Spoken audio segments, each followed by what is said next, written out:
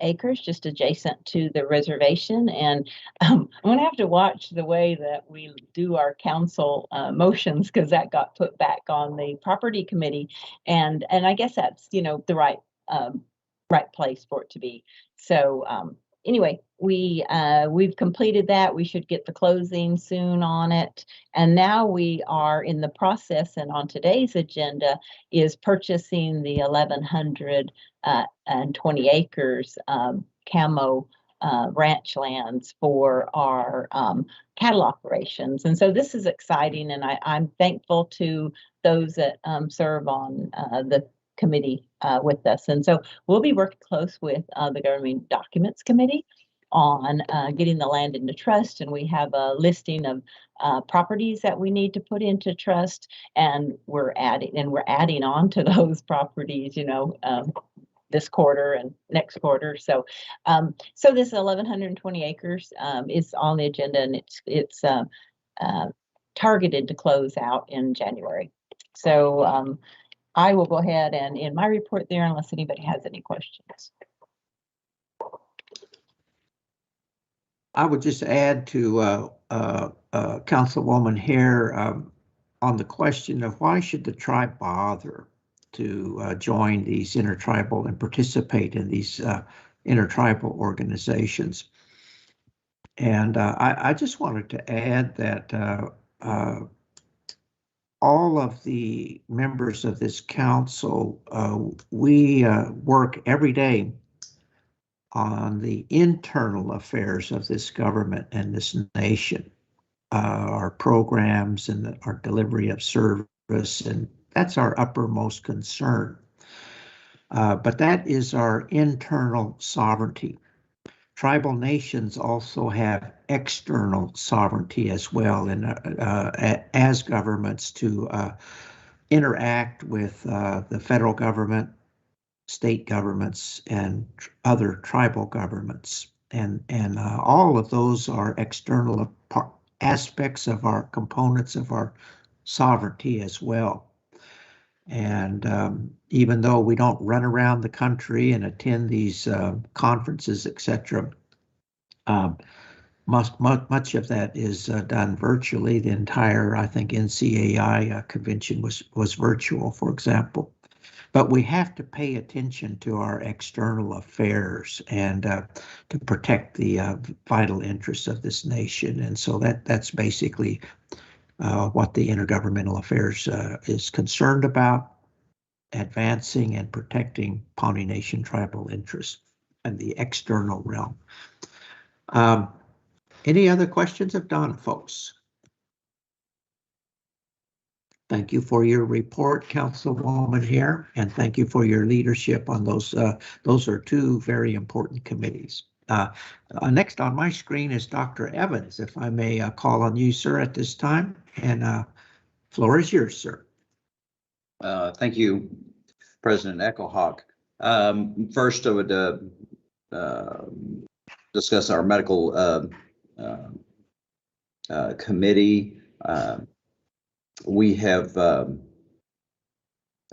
given opinions and helped with decision making with various groups on medical issues. Otherwise, we're trying to look at our area's medical care as a system, both local Pawnee Nation, our local area, and really Pawnee Nation everywhere. Kind of a big thing, but I would hope we'd find a way to be able to make our medical care more effective outside of those going and showing up for appointments. I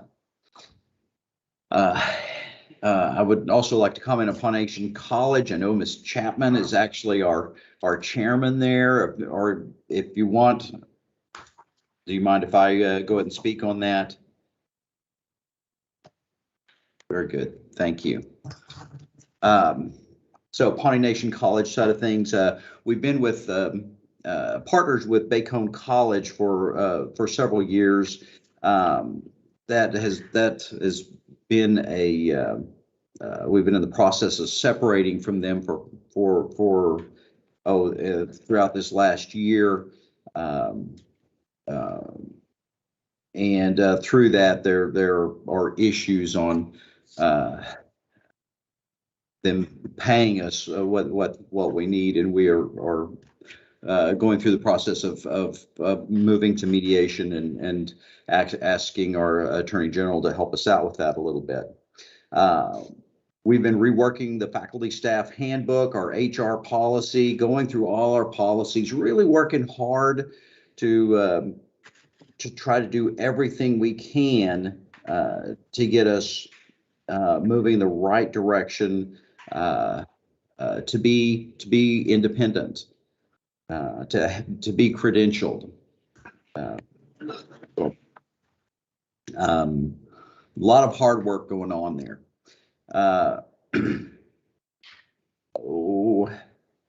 Enrollment, 60 students this spring semester. Overall, quite a few more if you include the medical coding, the certificate programs. We're expecting 20 more students when NICC, who is our current partner, Nebraska Indian Community College, they are going through the process of developing a bachelor's degree program, which has gone very well, and we have participated in and were evaluated by the Higher Learning Commission folks, which I think was a good practice for us, for our future, for our development. But that is going very well. We're expecting to have really great growth following that. And we have continued change and growth with what's needed in the area as far as developing new programs, such as our medical coding program, and trying to think of the other new one. We've got a couple other new programs, but in general, we're trying to really look at what's happening in the area and develop programs that can really make a difference and help. So anyways, I think good things are happening at the college. Thank you, Dr. Evans. And that concludes your report? That does, yes, sir. Thank you. Yeah, I would just like to add that we're very blessed as a nation to have a medical committee. We're a small tribe, but it just so happens we've got lots of doctors, medical doctors, nurses, and all kinds of medical professionals. And so we're wanting to enlist their aid during this pandemic, and also to begin working to enter into the field of medicine, with our tribal members, leading the way. So, and also the college too is a very big asset to our community and our nation. Let's see, who is next here? I want to see, I think my screen keeps jumping around, so I'm just being random today, folks. Carol, Treasurer Chapman, may I call on you at this time, please? Yes. Thank you, Dr. Evans. I enjoy being on the college committee with Dr. Evans. He's been a longtime member before he was a tribal council member. And I know he comes from a family of educators, child of college professors, teachers. So he's a wonderful contribution to that committee, the board. But and I'll go ahead and just continue a little bit. He did share a lot about the meeting. It was a very good meeting that was recently held in Tulsa. Our Vice President Canuho and Dr. Evans both made it there before I did. I was attending a funeral, so I got there late, but they did an excellent job reporting to the board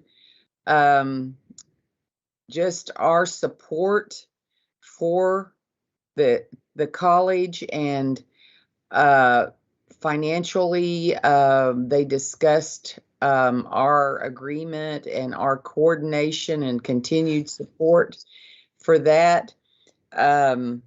I was very impressed by all of the Nebraska people, just everybody else that is on that board who are trustees, everyone are very committed to it, very committed, and everybody just gets along and works for the betterment of our college. And I think one of the most exciting things for me that I heard in that meeting pertaining to what this council does is, with our ARPA funds, we made a really big decision, and it's going forward full blast right now, and that is our new behavioral health center, which we're working with Ascension with, which is going to be probably the premier center for addiction and care in the entire state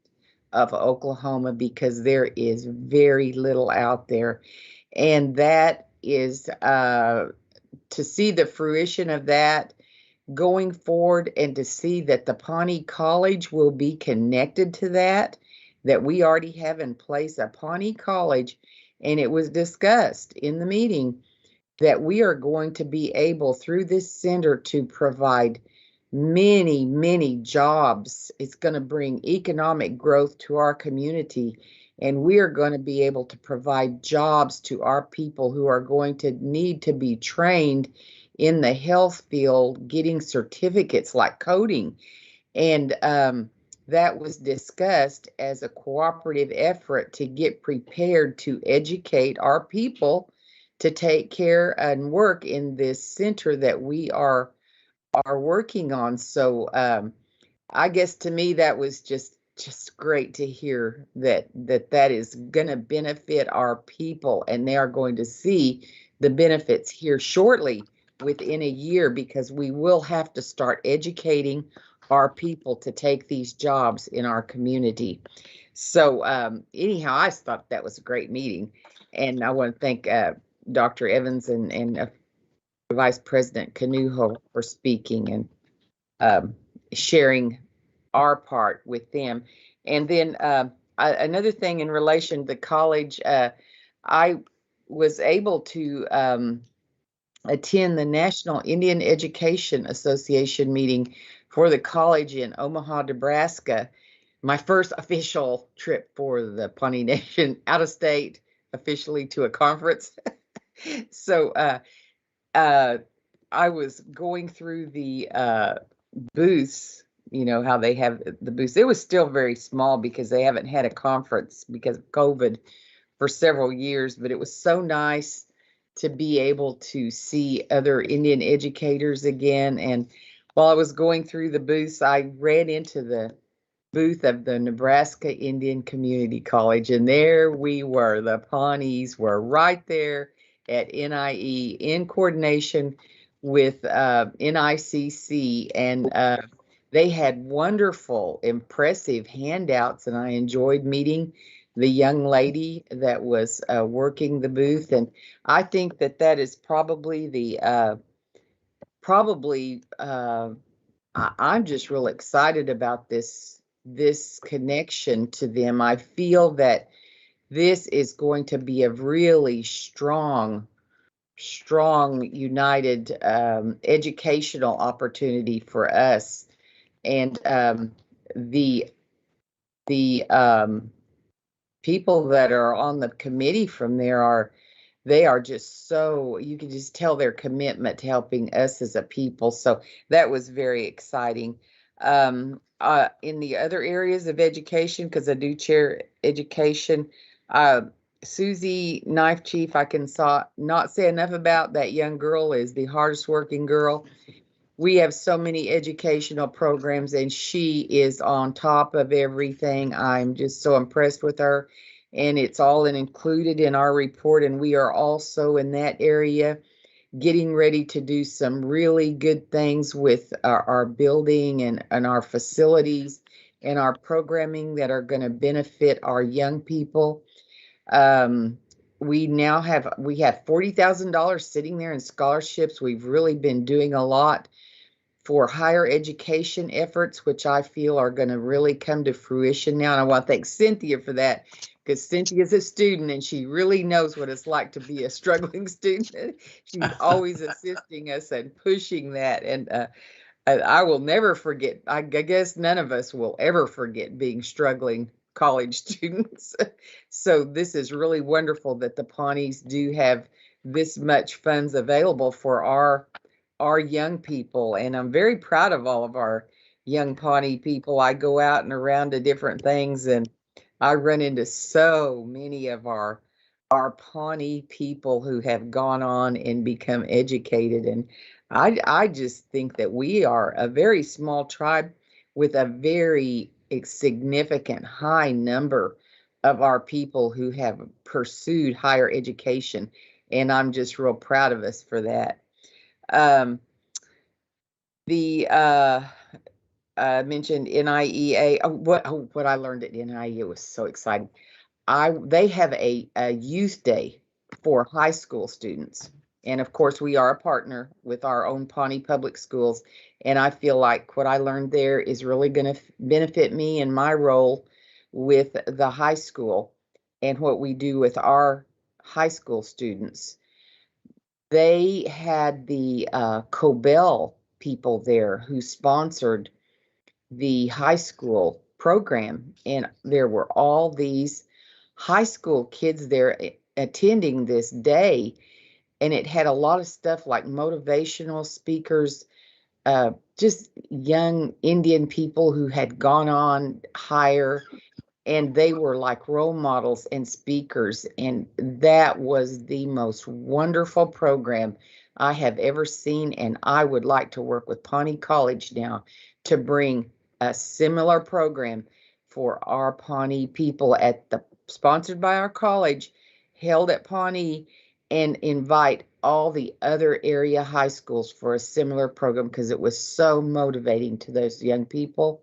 And the Cobell Scholarship now has a program called Indigenous. Have you all ever heard of that? Indigenous. And that was just awesome. And because they acknowledge young people for achieving in whatever area they're in. And I would like to work with our high school also, even college, that all ages. It's just called Indigenous, and it's really wonderful. And the speakers were just awesome, motivating, inspiring. I'm just so glad that and it is being held in Oklahoma City next year. The National NIEA Conference is going to be held in Oklahoma City. They do have a high school day included with that. And as I said, it's fabulous for our youth. So I will be working with our Pawnee High School now. We're having a meeting here this week to find funds to take as many of our young Pawnee and area youth as possible to attend something that is right here, so that they can receive the benefits of that. So that's my report on my national conference and the good things that we can bring here. Let's see. That was education. On the budget committee, I'm also chair of budget committee, of course. That committee meets, as our officers all well know, George, and the president, we meet probably 2 or 3 times a month. Yeah. Killer meetings, long meetings. And that is the hardest working committee. I thank all of you officers, all show up. We even have other tribal members who show up, but it is the work of running our tribe. It's going all over our financial, our federal money, keeping track of it. And there's just always, it just never quits. That is just a very important program that the council works very, very hard on. And I want to thank the staff also, and the other members who are on there that all show up, all contribute. And it's just a real well well-working committee. The other committee that I chair is the COVID committee. We resumed our meetings again. We had put a hold on them for a bit, and this was so that the PBC could get a plan together to be diligent and have a strategic plan ready for how we spend the remaining dollars of our money. And as the president often says, this is so very important at this point because we will probably never receive this kind of money again. Hopefully we will never have another pandemic. We're still in the pandemic, the second phase of it, but we are just trying through this committee to be very, very diligent, set priorities so that the money is spent long-term to have long-term benefits economically for us and for the financial welfare in the future of our tribe to take us to the next level. So I won't repeat a lot of that. President Echohawk went over a lot of the things that we have done so far, and those are all good things, but this committee continues to be a primary committee that works very closely in coordination with our budget committee. And again, we are just trying to make the best spending use of that money, and we now have a strategic planning session set that will take us in the next step, very structured with goals and objectives. So I'm want to thank the COVID committee for that also. These are volunteer people that come into these long meetings and work on whatever they feel is best for us as Pawnee people. And I'm just going to say that about all employees and all the council members. Everybody has it in their heart to do what is right for our people. And I think that is just real admirable for everybody. So, okay, that's budget, education, COVID. What else am I in charge of?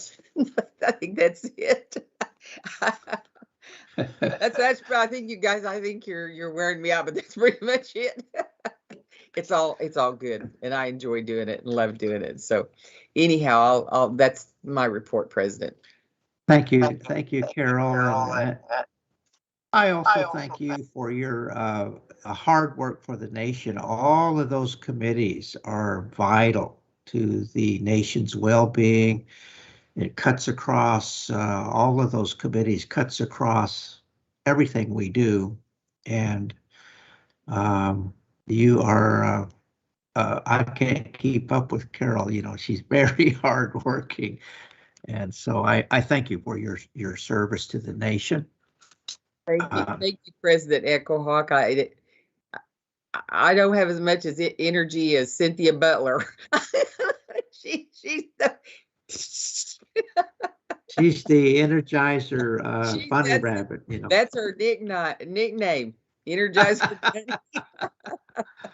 Well, with that introduction, let me call on Cynthia next. And I just have to say to the council, we have some very hardworking members of this council, and I'm so grateful and indebted to each and every one of you for your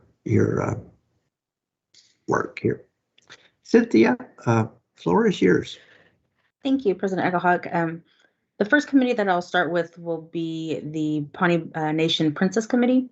We did not meet during the third quarter, but the Pawnee Nation Princess has been very active. We do have our committee profile, I guess is what you can say, on the Pawnee Nation website. So whenever you go to government committees, you can click on the Princess Committee and we have a web page there. We have some of our programs that we're getting ready to start. We have our SOP on there and other things that the Princess is doing. Also on the website is the Pawnee Nation Princess webpage. and we will be posting her quarterly reports, her maybe even her monthly reports, but some of the activities that she'll be participating in, as well as on her Facebook site and her Instagram. So we're really active with her on social media, and she's doing such a good job. She's not only active culturally and within the nation, but she's also active academically. So we're really proud of her. She's got straight A's. She makes really good grades. She's a really encouraging young lady.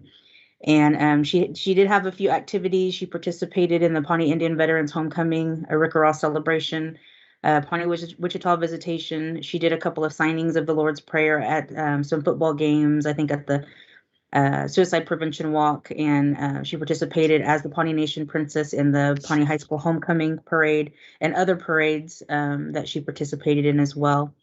There wasn't any financial reporting for this quarter, but we do have some activities that we will be doing for Native American Heritage Month, which is the month of November. And the Pawnee Nation Princess will be doing a word of the day. We're going to get with this weekend. We will be getting with the Cultural Division and recording some videos. So then every day until the end of the month, she will be introducing a word of the day. So watch for that. That'll be posted on her Pawnee on her Facebook page throughout the month. Also, on November 19th, the committee has, for Native American Heritage Month, we will be doing Princess Day.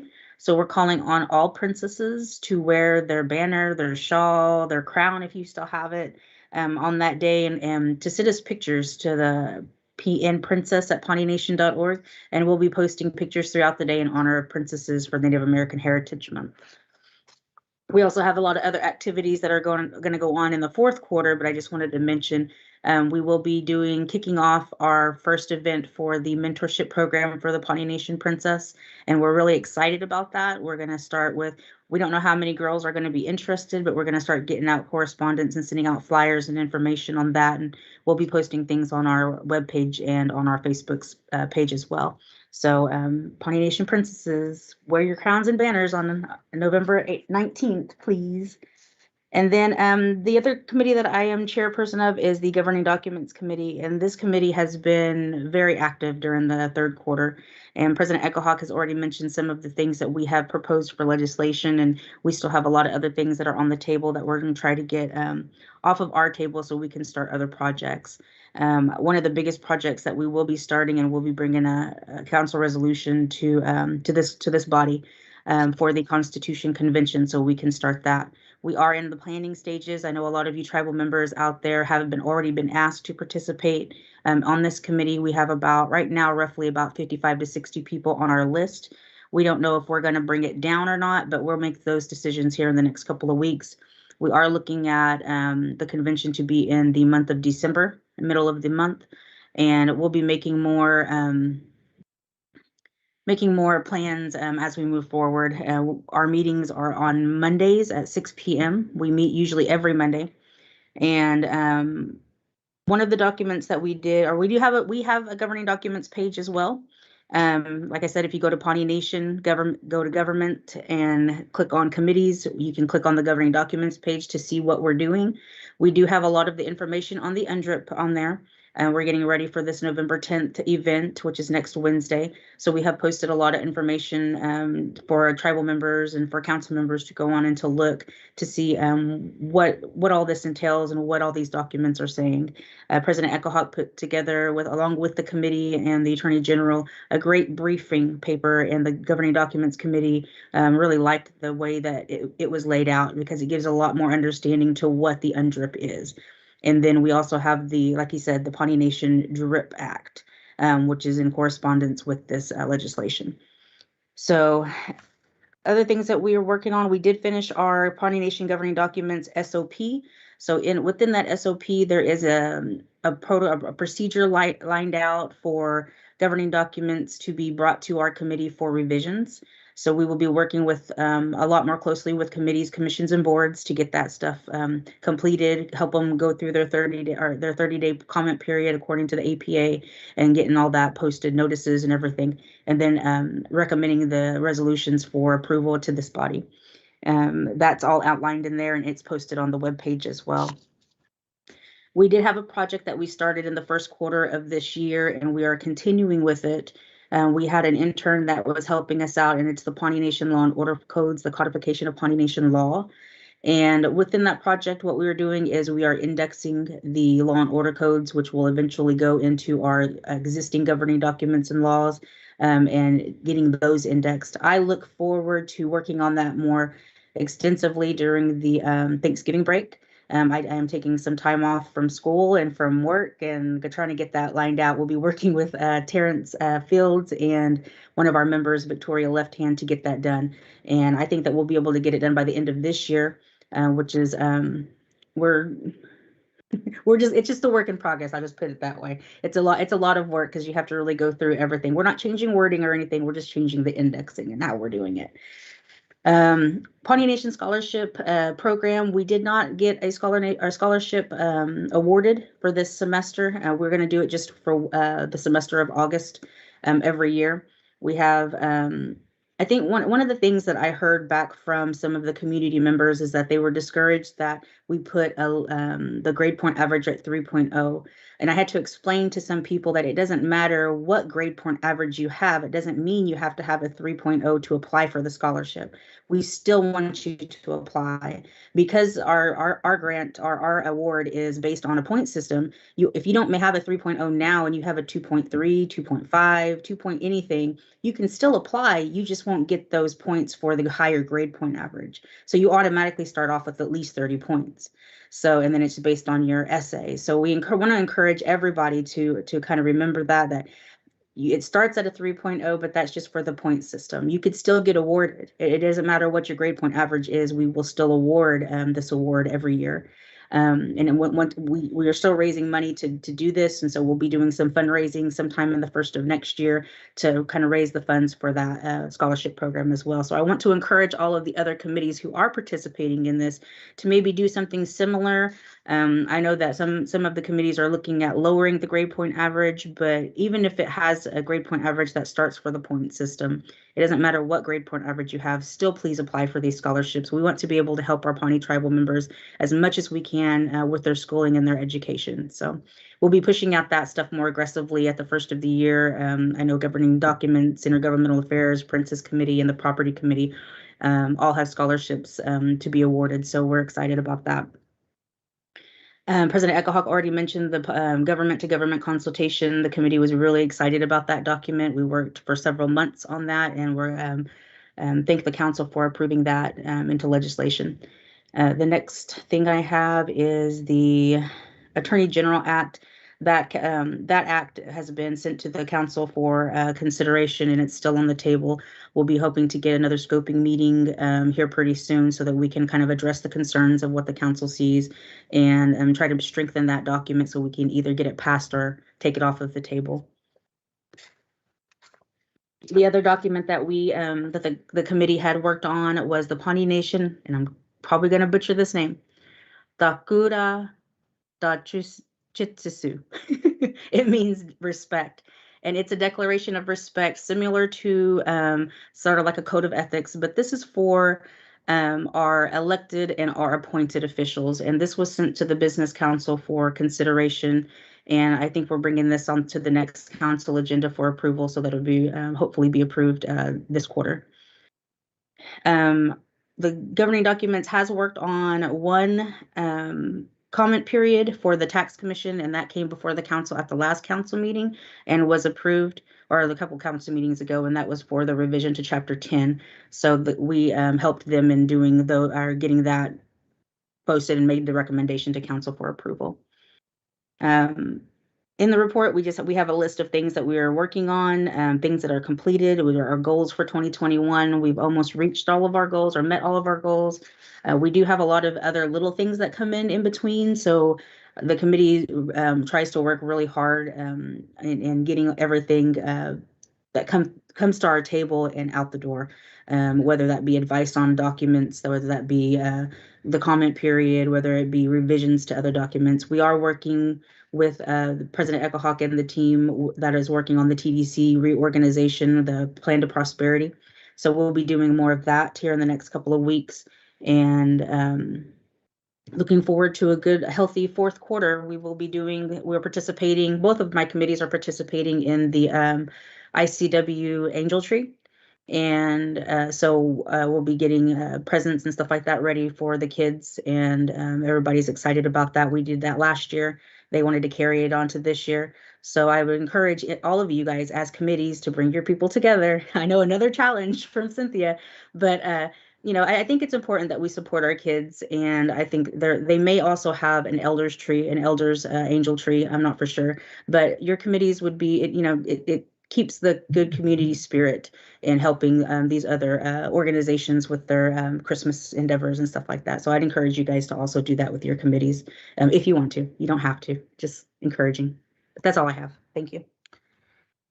Thank you, Cynthia, for your report. And may I ask if you could list for our tribal members, the members of this governing documents committee, because it's doing a lot of important work. I know that our nation, as I mentioned earlier, has a lot of medical doctors and professionals.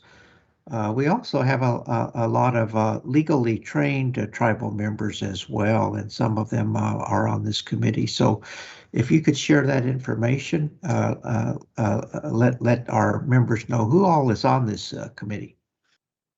Okay, I can name off the list. We also have this list on our webpage. So if you want to visit us at Governing Documents webpage, we have the list of our members there as well, plus a lot of other information that we're working on, as I mentioned. But myself as the chair, President Echohawk is the co-chair. We have Denise Miller, Lisa Gover, Joseph Reed, which is Matt Reed, Victoria Left Hand, David Canuho, and Terrence Fields. Thank you. Also, Cynthia, I want to thank you for your leadership on all of the work that you have reported on. In my eyes, folks, Cynthia is a role model for tribal leaders, for our next generation. She's very inspirational to me, and is doing an awful lot of very important work for our nation, as well as trying to be a student at the same time, So I thank you for your service, and I thank you for your report, Cynthia. Next on my screen, I see George Gardapi, and then Vice President Canuho. So if I may recognize George at this time, our Secretary of our Council, floor is yours, sir. Thank you, Mr. President. Yeah, and I just wanted to mention that I am currently in Dallas, Texas. Wow. Chief Beard and I, we have a baseball team, a youth baseball team sponsored by Warstick Bat Company, and they're doing a grand opening for a flagship headquarters down here. So we've been asked to be involved today. So hence the Warstick shirt I'm wearing. I don't look so nice as all of you all, but just to explain what I'm doing right now. But anyway, so yeah, my committees, enrollment. We did meet this past quarter, and we were able to enroll 78 new members to our tribal roll, and we did enter the dates of death for 16 members. And about that, something that'll be on our radar, something that will be coming up as usual, is the blood quantum. I can tell you that a large majority of the ones that we did enter, new tribal members are 1/8. They're 1/8. So, looking ahead, their children, they probably won't be able to get on the roll as is. And I know that that's something that the National Council has discussed, our enrollment committee has discussed. So possibly even governing docs. I'm not sure. I think I can remember that being on the table. But anyway, so I just wanted to make mention that, yeah, a large majority of them were an 8. But we're still excited to have those 78 new members, which according to Carrie Peters was the largest number that she remembers putting on the roll. So there's that, and it was a challenge to meet because we do have elders on our committee, But I'm very proud that two of them were able to meet virtually, get set up, and meet with us so that we could have a quorum. So that was exciting. Also, I am the Charlotte Council liaison. I did meet a couple of times this quarter as well. Did get a budget passed through the budget committee. And on this, they were also able to get the space cost allocation for building 1 as well, as they'll be sharing it with the Seed Project.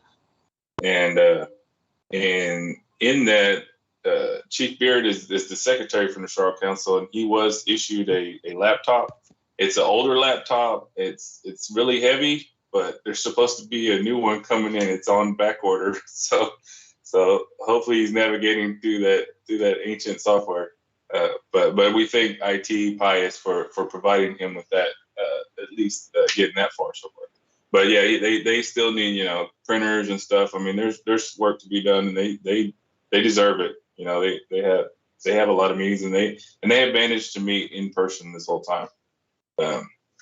And then as you've already mentioned about our agriculture committee, you did a good job at mentioning those 4 items. But I also wanted to mention that we did discuss hemp. We are a USDA approved tribe for hemp, and that's something that we're seriously considering as a revenue channel in the future. And also we had a presentation on medical marijuana, which is legal in the state of Oklahoma for medical purposes at this time, and it does look like it'll probably go to recreational someday. But we had a really wonderful, informative presentation by Scott Seipolt, and the stuff that's going on in our ag is very promising. It's our horticulturist Jessica Evans, Sunny. I can't say enough about her expertise, and with that greenhouse going up, and she'll be involved in the growing of our for our food insecurity. It's just really, really impressive what the things that are going on. And we will be looking at funding to eventually have a agriculture division. And that's something that we're in discussions. Vice President and I met with USDA, people from the USDA about the grants that will be coming down the line. And we're informed that there'll be $4 billion available within the next 2 years for agricultural endeavors. So that's really exciting, and I know that we'll be putting in for some of that grant money. But as it stands, that's where we are with the agriculture. We did learn about the cattle expansion. We did approve through our COVID committee and through the PDC the cattle expansion initiative of $792,000 at the time. And now we're looking at this land purchase from that we sent to property through the COVID committee, and it's just good things are going on, and that will allow us to have possibly 400 more cattle that we can raise. But it's also, that land's also available for other agricultural usages as well. So we're looking at that very, very closely. But we need to get that land to close first before we really start making those plans. And then I also did want to mention that the school bond issue for the Pawnee Public Schools did pass September 14th by a wide margin, 75%. And I attribute that to the support of our tribal members as well. I don't know that would have passed without our involvement as well. And it's just really exciting. So we're gonna have a new elementary school, and I mean, with the behavioral health center going to be going up within 2 years, so is this elementary. We just feel like we may be, we'll be real attractive to people wanting to come back home. And in that, I can tell you that housing is looking at land use development to provide more homes for those people who may want to come home. I'm talking about travel members to come home. But so I can tell you that the Board of Commissioners is definitely looking at going after some grant money and doing what we can to help fund more homes for our tribal members. But other than that, I mean, I think that I didn't want to go too in depth, but that's what's been going on in my communities. And I can tell you that this council is so active. I've never been a part of this many meetings since May. I mean, this is just since May, and I think I've surpassed all the meetings in my entire life. But it's really good. They're real productive, and I'm just fortunate to be involved with intelligent people having some real conversations about progressing our tribal people. So that's my report. Thank you, Councilman, our Secretary Gardapi. And I just want to say to the tribal members that are out there that Secretary Gardapi he exercises rock solid judgment for this council. He's a very intelligent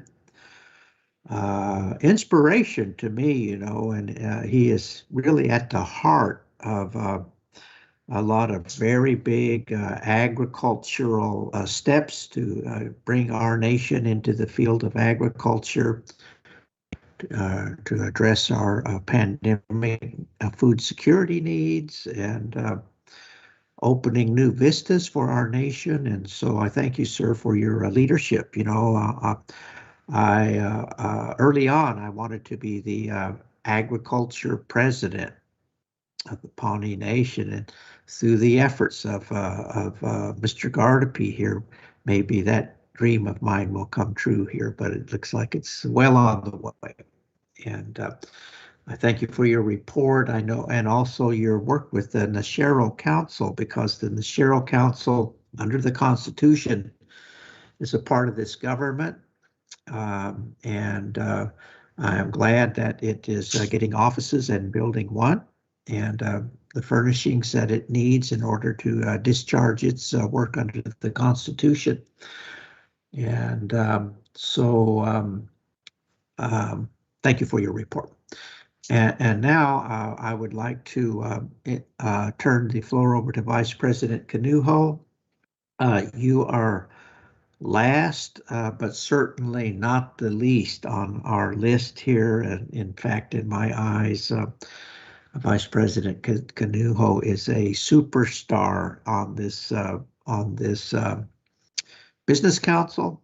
I know I rely upon him and his judgment and his deep love of our people in the operations of this body. So, Vice President Kanuho, the floor is yours, sir. Thank you, President Eckelhawk, for those introductory words there. And I will say I did not pay him to say any of that. Right now, I chair the planning committee. We actually didn't meet through the months of July to September. And so we do have some, we will have some to report in the fourth quarter. But currently right now, nothing to report for the planning committee. I do co-chair the communications committee. I know Councilwoman Kimball was unable to be here with us, so I can go ahead and just acknowledge what we have done within the communications IT committee. Communications IT is a very interesting committee for the fact that, communications is one, animal in and of itself, and then IT is another aspect of it as well. So there may be a quarter where we're focusing primarily on communications aspects of just focusing in on what can we do to better our communication within the tribal government and to our tribal members. And then, on another hand, we could be focusing on IT matters like we've done this past quarter. And that's really been the primary focus this past quarter, was our IT infrastructure, addressing a lot of the issues that have come up as a result of just, in some ways, just kind of poor management of the IT infrastructure. And so we tackled that by the leadership of Chairwoman Kimball, and have engaged JD Young as our consultant to go ahead and begin doing these phases that was described by President Eckelhawk. JD Young was one of a couple of the firms that we were looking at for doing this work here, and they've done a very phenomenal job, in my opinion, to really just diagnose the issue that's been happening within the government's IT infrastructure, and not only diagnosing it, but also correcting it. And so phase one aspect of it was to just really get down to the bottom of what's going on with our infrastructure. They had to basically, what they were describing it as, pretty much, tear it down, I guess, in a way, and rebuild it back up so they can really find out and see what the architecture of the IT infrastructure was. And so they did that in phase 1, phase 2. What they began to do is implement a lot of the things in the findings they found and begin to really restructure it and begin to build up that architecture for the infrastructure. Phase 3 is going to be desktop monitoring and making sure that what we have in backup monitoring as well, so that what we have is not going to do what was happening earlier on in the summertime and into August as well. So we're very confident in what JD Young is doing. The council has been supportive of what the Communications IT Committee has been presenting as far as these phases. In support of that, we've used some of the ARPA funding to help support this so that our infrastructure is where it needs to be so that we can support the services that we have to our tribal members, and that there is no disruption. And if there is, it'd be very minimal to downtime as far as what's going out to our tribal people. The other thing within this Communications IT Committee that has been something that's been ongoing, started back in August, I believe, and we've been having meetings, is broadband connectivity for our area. And so we've been working with a individual who is very well versed in this. His name is Lyle McVeigh, and we've actually been contacted through with him through another lady whose name's Peggy Maynor, and President Echohawk was very fortunate to allow us to come in contact with her and introduce us to her, and she connected us with Lyle, who's been really working with us and especially with our planning department to begin looking at what can we do to do broadband services to our area and our region. One of the aspects that we're looking at, and this is going to be something coming up here pretty soon, is doing surveys among our tribal members, especially within the Pawnee County, of your broadband internet services and everything else. But also to that is what we'd like to see happen going on down the road, especially in the business aspect as well, because we know business really depends highly upon internet service, connectivity, and speed rates, download rates, upload rates, those kinds of things. And so we're going to be looking at doing that. But on that too is hopefully offering a better service for other individuals within the Pawnee area. So we could possibly be either partnering or setting up something for ourselves as far as service to tribal members and businesses within Pawnee Nation, or the surrounding area of Pawnee. And so those are the two real key areas that we've been focusing on within the Communications IT Committee going on there. And then I co-chair with Secretary Gardapi on the Ag Committee. Everything he said is spot on. We've been doing everything there, plugging away.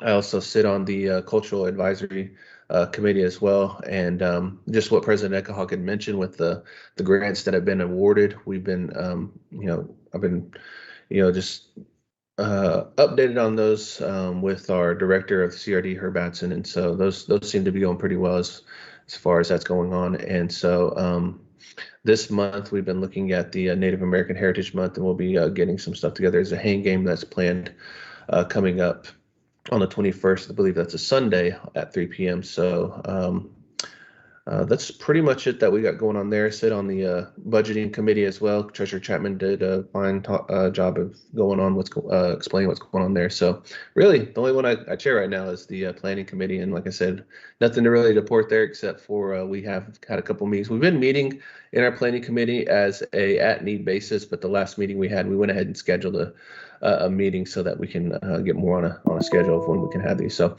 other than that, that's pretty much it, President Echohawk. Thank you. Well, thank you for your report, Vice President, and I just want to thank and commend you and the Communications Committee for your leadership. You and Sammy's leadership in addressing the IT. I'm going to call it crisis. It had reached a crisis proportion, and you guys just stepped right in and just provided wonderful leadership in addressing that crisis and getting our IT stabilized. It affected the entire government, and so you guys really came to the rescue, because our government was starting to falter. And it's really eye-opening on how important that IT is, and so I know that the entire council and the entire tribal government and nation owes a debt of gratitude, for the committee, for addressing that for us and getting it back into working order, because we depend on that. Okay, I think that pretty much concludes our committee reports. Is that correct, folks? All right. Okay, so with that, now we turn to the executive director report, and I would like to invite our acting ED, Mr. Brian Kurt, to come to the podium, and the floor is yours, sir. Yes, thank you. Good morning, everybody. Well, just to kind of highlight a few things, I know a lot of y'all did a great job in y'all's report and kind of tackled some of the things that we've been working on, especially on the administrative side of things. So, it's been a very busy quarter with the new development, what we've been doing on the IT infrastructure, looking at on internal processing so we can make sure that we're moving forward and just have the ability to be productive on a daily basis. So, we were able to look at those internally, perform an audit, see where our issues was, and just get a few real understanding of our infrastructure and what we need to do to be proactive versus reactive. So we definitely been working on that heavily. JD Young's been a great advisor to us, and they gave a real in-depth audit and breaking it down in phases. So, with us as a small staff, we were able to address this on a phase standpoint and do it more efficiently and kind of streamlining this process and at the same time, communicating on a high level, especially with our staff internally, with our committees as well. So that was a great thing. At the same time, y'all mentioned the behavioral health. I think that's one of the biggest innovative thing on not only for the state of Oklahoma, but just for Native tribes on a national level. I think this is an innovative thing because this is probably going to be the first, not only in the state, but on a national level to have a tribe run a state certified facility. This will be beneficial not only to our community, but the communities that surround us. And I definitely believe that this will impact the state as a whole. And with that being said, during this quarter, we did submit an Eda Grant that's under the Department of Commerce, but they were awarded some COVID money last year, and we got notified by EDA through a press release that, Pawnee Nation was awarded $3 million to help construct this facility. So that was, a great press release to see, just from a state standpoint, having congressional leaders from the Senate and Congress talking about how this is going to benefit the state and getting this supplement award to help build this facility, so that was a great award. At the same time, during this quarter, we also were looking at additional funding to just help supplement this as well. So we were able to go after a USDA emergency rural health grant. It was for $1 million, which we did apply to help add to that $3 million. So good news. was this week we did have an environmental review meeting with USDA. They talked highly on our environmental, which is like a NEPA, because when they've done things in the past, they've never received a thorough, in-depth environmental, and they just praised the Pawnee Nation of like how our environmental team and planning team had constructed that environmental review. And, they really didn't have many questions because it was so in depth that they just talked highly about it. So that was good to hear that, our team internally, when we put these plans and reviews together, we make sure that we dot our I's, cross our T's, and, we try to eliminate, questions. So they talked really good on that Monday this week. So that was pretty promising, us heading in the right direction of receiving that. We haven't received it yet, but it looks pretty promising from what that follow-up meeting we had this week. Also, we've done a lot of things trying to be proactive during this pandemic. Now, one of the things that we try to look at is not only, protecting our staff, employees, and try to mitigate this risk of spread and exposure. So we've done a lot of things to help address those things, as well as look at from a mental standpoint. It gets a little bit stressful and it impacts us, mentally, that, we might not see on a daily basis. It's more internally. So, we were able to we received a $15,000 grant, so we were able to address some of that, as well as, during the homecoming, we were able to do a cookout. It was after hours and before the game during homecoming to kind of piggyback off of that whole event. We were able to feed about 250 families, if not more, during that. So we were able to feed them before the game and things like that. So that was great things, not just for us, but to have that good relationship with the community from the city of Pawnee and the Pawnee Nation. So it was a great way to give back. Also, during this quarter, a few years ago, we did a expansion to the children's park over here by the Roundhouse.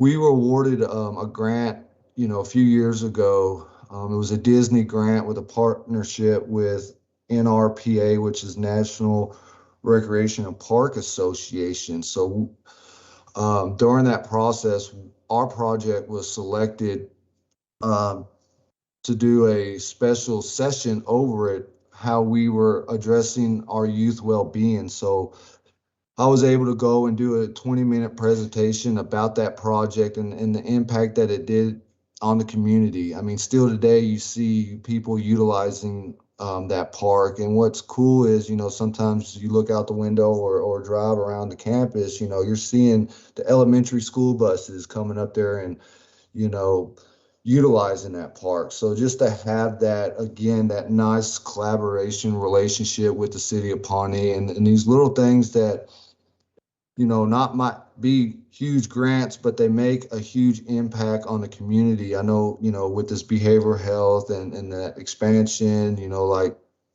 Secretary Garpy with this huge movement with the new elementary school. I mean, this is promising to the city of Pawnee. We are an older community, so seeing these new adjustments and these things like that are only going to make this community as a whole strive. So that's cool to see. And just another little thing, we just started our feasibility with our solar farm. So we got a grant through the BIA. So we're just kicking that off. We're still at the early stages of that. So during this quarter, we were able just to kick that off and start that whole process. We're in where we are right now, we're analyzing our electric usage, looking at our utility bills, seeing what we pay, what we use based off of like kilowatts per hour and things like that, because we're trying to offset some of our utility costs, especially from a campus side of it. I mean, when I looked at how many counts I got from the finance department of how many bills we pay on the electric side of it, I mean, it was like 20 plus bills. So this is going to make a huge impact to offset some of that cost that we can put back into our programs and things like that. So that's going to be unique as we go further. But those kind of some things that wasn't mentioned that's been kind of going on. I don't, y'all did a great job explaining kind of the big push, which was the IT and this whole movement on the behavioral health. But that's kind of just to add to my report. If you have any questions, feel free to ask.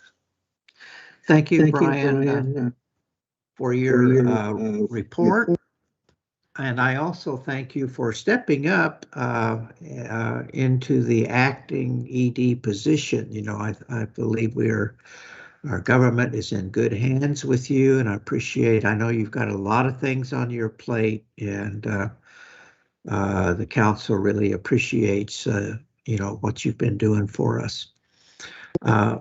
Folks,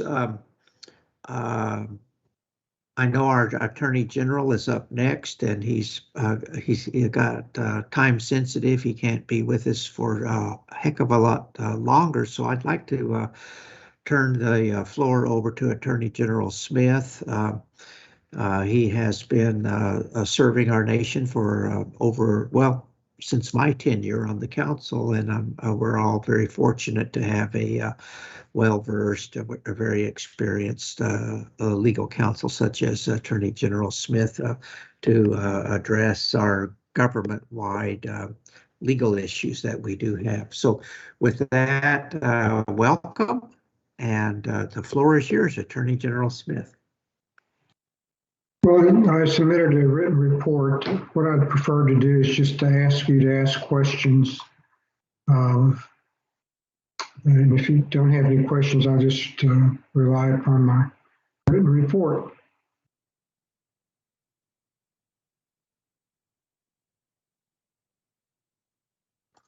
You're on mute, President. Okay, yes, thank you. Counsel, are there any questions of our Attorney General? It's so rare to see a former politician and an attorney give up the chance to expound. And just to also say I'm impressed with how you guys do business. It's a joy and pleasure to work for you. Excellent. I know that one thing that strikes me, Attorney General, over this past quarter was the wide variety of very diverse legal issues that you have been working on for the nation.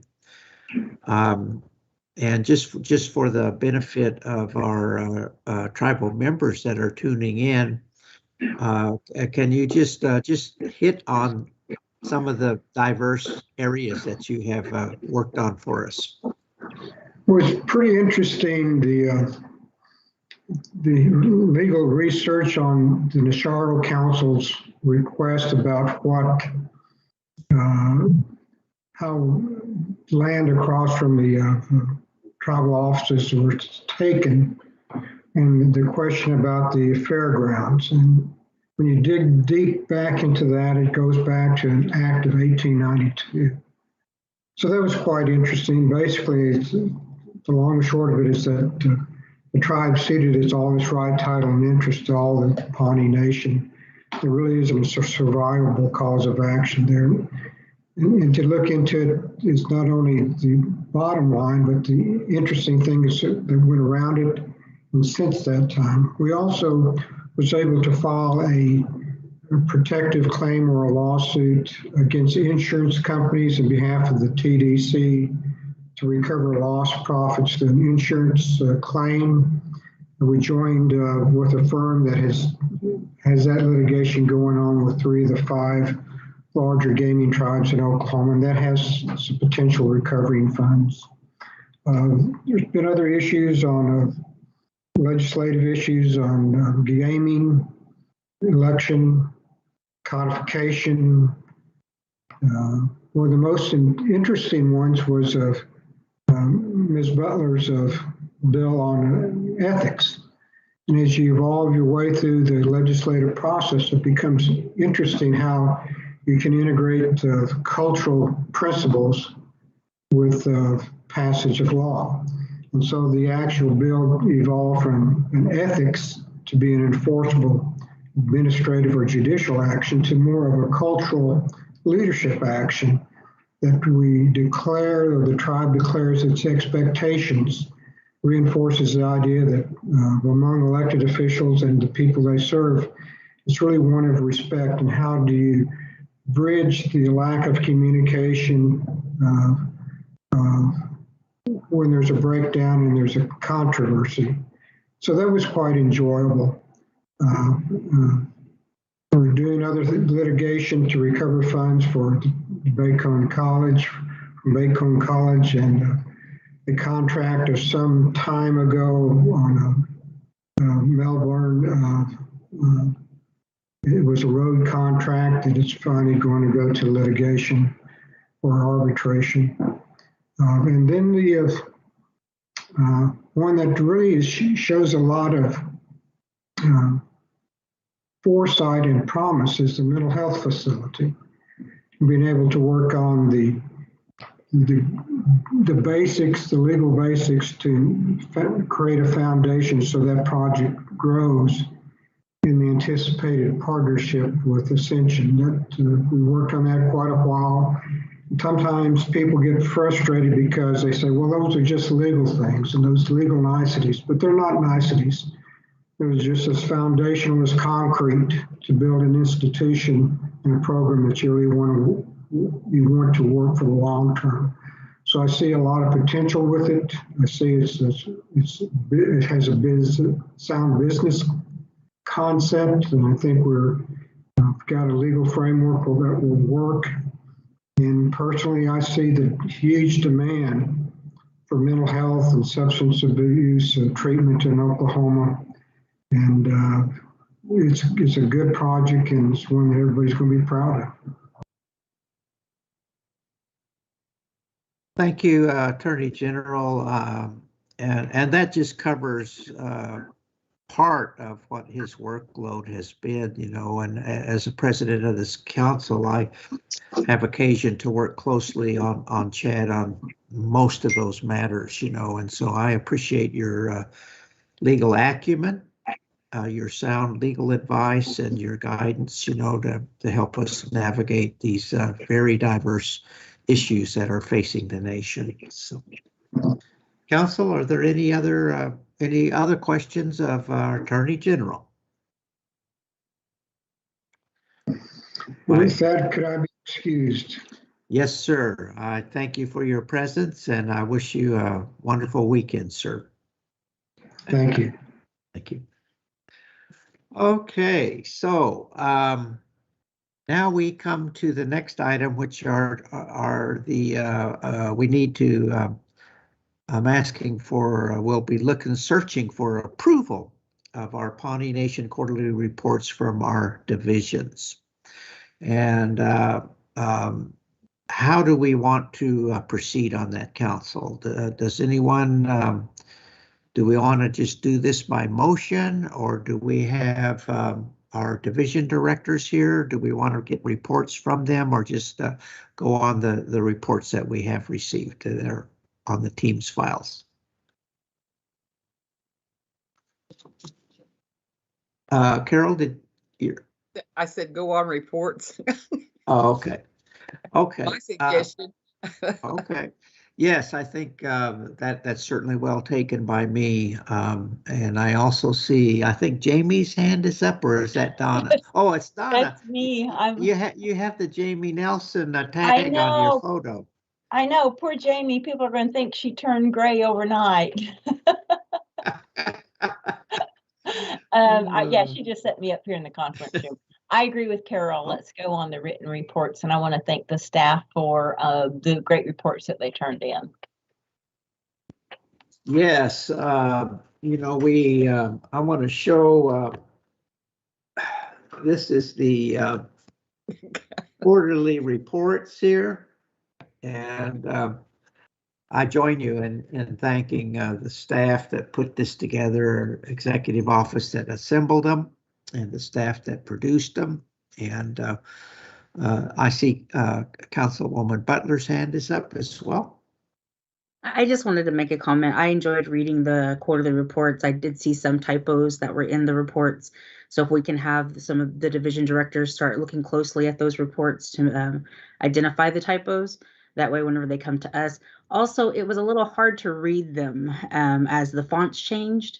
If we can, I don't mind the headers or anything and all of that, it's just the fonts. Because you go from one report and then you go to another. I had to actually go in and change the fonts so I could see the words more clearly and read them. So I guess that just comes with getting older. But I'd like to see a uniform. I'd like to see a uniform font if we could, even if it's just the executive staff changing the fonts to match to be one font. I would appreciate that because, like I said, it was hard to read going from report to report and all the different changing fonts that were going in with it. So, but yes, great job on the reporting. And I thank you for that. And Cynthia is not only being a stickler, but we need to take pride in the written documents that we produce, you know, to take ownership of them and really try to produce the best possible written document, you know, for the nation. You know, take pride. Let's take pride and ownership in the written work product that we have. Folks, are there any other comments or discussion on the quarterly reports of our divisions here that we have? President, I'll go ahead and make. Oh, well, go ahead. Go ahead, Chair. I just wanted to add what you said, President Eckhawk, was really important about the format and the look of our professional documents. Mm-hmm. So I would like to ask that the executive director make sure that any future reports made to us like that are in a unified professional document with matching fonts and a real consistent order, because it is our image to other people that come in and look at it. So with that said, I will go ahead and make a motion to go ahead and take the reports by vote. I'll second. Thank you, Treasurer Chapman, for your motion and Councilwoman Butler for your second. We have a motion and a second, folks. Any comment on the motion? Hearing none. Mr. Secretary, call for the vote, please. Jordan Canuho? Yes. George Gardapi, yes. Carol Chapman? Yes. Cynthia Butler? Yes. Donna Hare? Aho, yes. Gene Evans? Yes. Thank you, Council. Motion carries. Next item is approval of the quarterly reports of the committees, commissions, and boards. Shall we proceed in the same fashion? And I know that a lot of the committee reports were covered earlier by the council reports that were delivered. And so are there any comments then on the written reports that we have have been provided?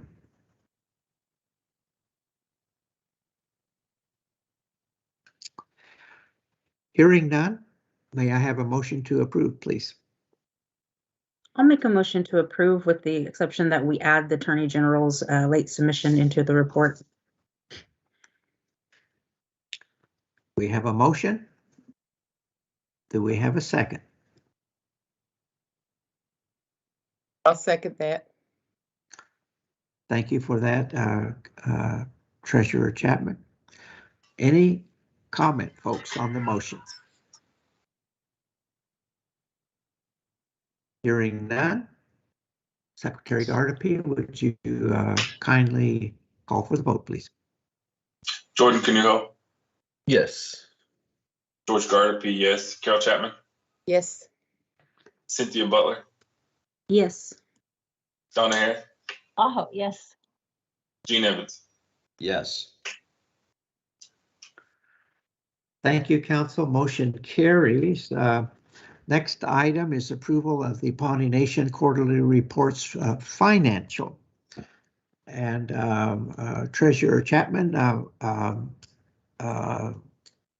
would you like to take the floor on this, or how do you want to proceed on this? Same process, same procedure here? Yes, I would. And I would like to say ditto to what I said a while ago. In looking at it, the format, I will personally work with the finance division to improve the format. It's difficult to read, and you know, our finance department does a good job, but I will work with them in making sure that that document is also consistently made easier to read and in a different format to make it clearer. Yes, okay, that's awesome, because I think this is just all of our general policy, informal policy, I guess, that we have to try to strengthen our government, make it stronger, and I think this is a part of that. You know, to take pride in our documents and just make them the best possible documents that we can. And I see Councilwoman Butler's hand is up. I recognize you. Thank you. I did have some questions, and I did get with the finance director to answer those questions. There are some budgets that were not reported correctly. Some of the numbers weren't adding up correctly, doubling numbers, and it was harder to read this time. I think the last report was a little bit easier, Yeah. but it had an extra line in there that I wasn't quite getting why it was there, but and it raised a lot of questions with me. But like I said, I sat down with the finance director and got my answers to those questions. I would have loved to see him resubmit this report with some of the changes that needed to be made, but I'll make a motion to approve the financial report as is. Thank you for that motion. Is there a second? I'll second. Thank you, Treasurer, for seconding it. So we have a motion and we have a second on the floor, and you know, we've had clean audits for the past 3 years. We have working this fiscal year from a balanced budget. Our financials are extremely important to everything we do all the way across this government, and we depend heavily on our finance division for the work that they do to keep us going here. So are there any comments, folks, or further discussion on the pending motion? Hearing none. Mr. Secretary, if you will call for the vote, please, sir. Jordan Canuho, Yes. George Gardner, yes. Carol Chapman, Yes. Cynthia Butler, Yes. Donna Hare, Oh, yes. Gene Evans. Yes. Thank you, council. Motion carries. So this brings us to the open forum. And if I may ask, first of all, just basically welcome all of our tribal members who may be tuning in today. This is your time on our agenda to address the council. May I ask Jamie or Sky, do we have any of our members who would like to address the council at this time? Can you hear me? Yes. Okay, yes, we have Mr. Warrior would like to talk. Would you like to come up? Can you hear us okay, or do we need the microphone? I can hear you quite nicely. Can you? Okay. Yes. Yes, is this Keller? Yes, good morning. Yes, of good all, I morning want and to, welcome. I want to address the council today on a couple of items. First of all, I want to congratulate you on your committee's outstanding job or what you've been doing here lately. I listened to the meeting this morning and I was comparing it to when I was home back in 1995. You know, the agenda is quite awesome you all working on today, and you know, it's very uplifting that you're taking care of our people. And with that, I'd like to address a couple of items. I don't know if anyone notices, but the flags that are flying on the North and South Cemetery, I voluntarily put those on by the Pawnee Scouts area and the flag out to the South Cemetery. With little things like that, I would like to address one thing to the council. I don't know if you would work with the City Council of Pawnee, or should I be a squeaking wheel and go to that council myself? But I like to address the road from the city of Pawnee to the South Cemetery. When we take our loved ones to their final resting place, that area, that road is terrible. There are potholes the size of probably the podium here, if not just as deep. And I was wondering if there can be anything done with you working with the city council on trying to repair that area.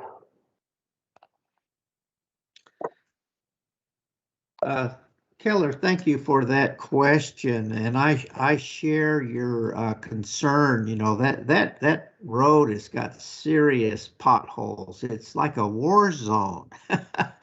Yeah. It's like we're in the Middle East, you know, trying to navigate the highway of death or something in Afghanistan, or you know, Yes. it's just in horrible condition. Now, and I know that our transportation department, Chris McCrae, I believe, mentioned to me at some time that the city has taken over the maintenance of that road. And I think that we had offered to take jurisdiction over that road and be responsible for the maintenance. And I'm not sure where that sits, but I know that the city of Pawnee, and probably because it's just a road that goes to an Indian cemetery, they don't really have a high priority for it. But we do. And as I say, you know, when you're in a funeral procession and headed out there, it's kind of hard to navigate all those many potholes, and they're real serious ones. So I thank you for that expression of concern. I know that Mr. Keller, Roaming Warrior, is one of my heroes in the community for what he does for our community. Service to the nation, the Veterans Organization. And I know that our Echo Hawk family really appreciated him setting up with my cousin, veteran George Echo Hawk's funeral. And everything that Keller brings to our nation is very valued. And I will circle back to Chris McCrae and pass that along. I share your thoughts and your concerns to see what he can do to either assume jurisdiction over that road in the nation and will take care of it, or prod the city into doing so. And so if you want to circle back with my office down the road, we'll see what we can do on that. And with that, Mr. Gardapi, I see your hand is raised, and I'll recognize you. Yeah, on that issue, I just wanted to mention that the newly elected mayor, Alice Cottle, has called for several different leaders, including Doc Evans and Vice President Canuho, on the City of Pawnee vision planning. They're supposed to have their first meeting this week. And I think maybe you guys could bring that up as part of that vision, that plan, initial planning, that you guys can put that on the radar for the future. I am in agreement too. Thank you for that. And I see Councilwoman Butler. Yes, I talked with. Oh, you're on mute. I keep getting muted. Yeah, I talked to Mr. McCray on that road as well, and he said that the city has that road up until Lynn Lane, and then after that, the county takes over. So he said that he was also working with the city to on a grant for that portion of the road. So hopefully that stuff will continue and that they can get that fixed. So just wanted to mention that. So is the bulk of that road under county jurisdictions? Is that right, Cynthia? Yes. Okay. Yes. Okay, so what we'll do, Mr. Roaming Warrior, is to we'll contact Chris McCray in our transportation division. He's one of our superstars within our government. These wonderful roads that we have on the reserve, the entryway with the wolves or coyotes on them, are all, he's played a leadership role in that. And I will ask him, and we will ask him to renew his efforts and to report back to this body where we stand on making those repairs. Great. Also like to mention on the Attorney General's comments, and I heard mention the fairgrounds, and does my heart good to hear that they're working on that also. Yes, you know, ever since I was a young man, I remember our folks saying that something crooked took place there, and that we might have this land claim, you know, to try to get that land returned to the nation. And the chiefs, and we have a very strong chiefs council at this time. All of our Nashero council members are very active and very concerned on a whole bunch of issues. And I'm really good. It's really good to see their activism on behalf of the nation here. They had requested the Attorney General to look into that so that we could once and for all know whether or not we have a land claim or not. And so that's been thoroughly looked at this time. And unfortunately, it does sound like we do not have a viable land claim, that our forebears in the late 1890s had ceded that land, and there's been acts of Congress as well involved. And it's the definitive factual research. I think a lot of Dr. James writing in had voluminous research, and others in the past. So he assembled all of that, took a comprehensive look at it, did a legal analysis of the facts and the timeline there, and concluded that in his judgment that we do not have any valid claims at this time, you know. And even though it's a disappointing result, I think that we have once and for all, at least to my satisfaction, have thoroughly examined that and made a determination on it. So,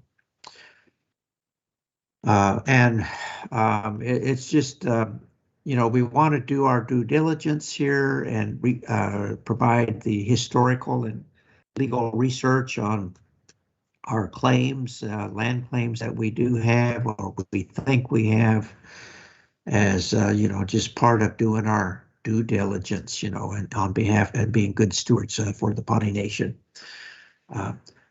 Councilwoman Jamie Nelson, Donna Hare, your hand is raised and I will recognize you at this time. Poor Jamie. Oh, so anyway, I wanted to thank Keller. He comes to us and gives us some really good suggestions. And for those that don't know, it was his suggestion for the name of our War Mothers Bridge coming onto the reserve. And so thank you, Keller. I appreciate you always looking out for us. Great. Thank you.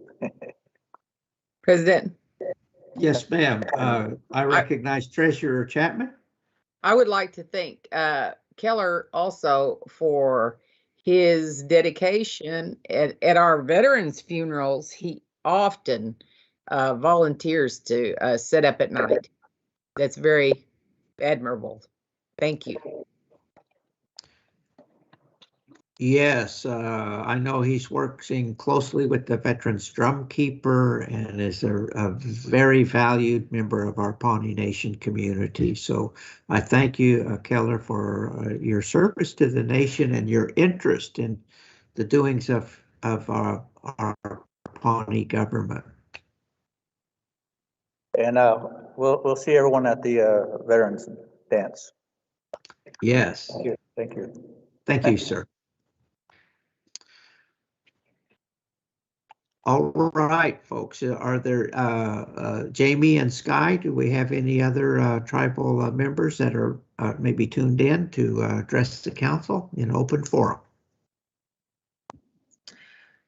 No, sir, not virtually. Oh, I don't have any more over here. all right.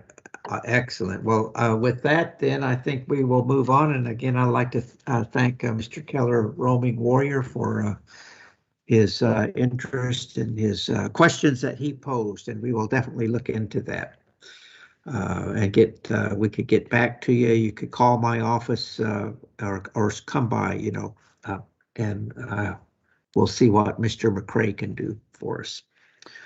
Okay, so this brings us to new business, folks. And the first item on the new business are the Budget Committee recommendations. And Carol, I see that the first item, I guess it might be the only item. No, we have two items here. The first is approval of the A&A Emergency Language Grant Budget. And who is going to present on that for us? I'll go ahead and do it, President. Okay, thank you. This is going, we received a grant, and this is for our work with CRD to just begin the work. We received it a while ago, and they need to get started, and this is approving it and getting it set up so they can proceed with their work. Excellent. And so this comes to us from the Budget Committee. Yes. And we're looking for approval of this budget. We do have the money for it. And it's basically, I think, a pro forma action on our part. So folks, are there any questions of Carol on this?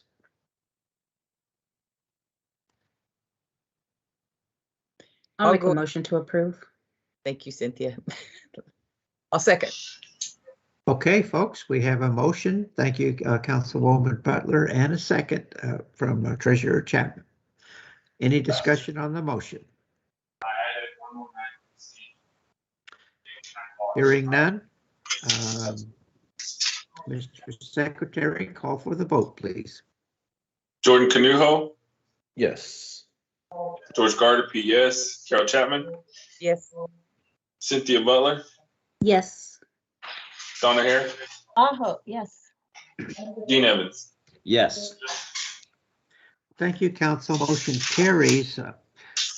Next item is approval of donation request on First Americans Museum Native American Heritage Month activity.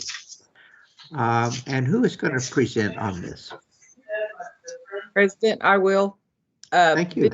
This is for the employees as a little bonus activity for Native American Heritage Month, for them to give them some admin leave and to go visit the new First American Museum in Oklahoma City for a lot of those who did not have the opportunity to go view that fabulous new museum. And so this is what we would like to offer, and it was approved at Budget Committee for our employees to attend and visit that museum and have administrative leave for it.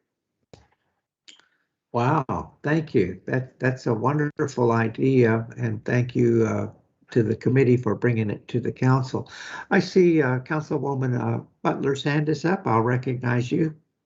I just had one question. I'm glad that they're moving forward with this, but what budget is this coming out of? It doesn't say. It'll be the PVC. ours, the PVC donation.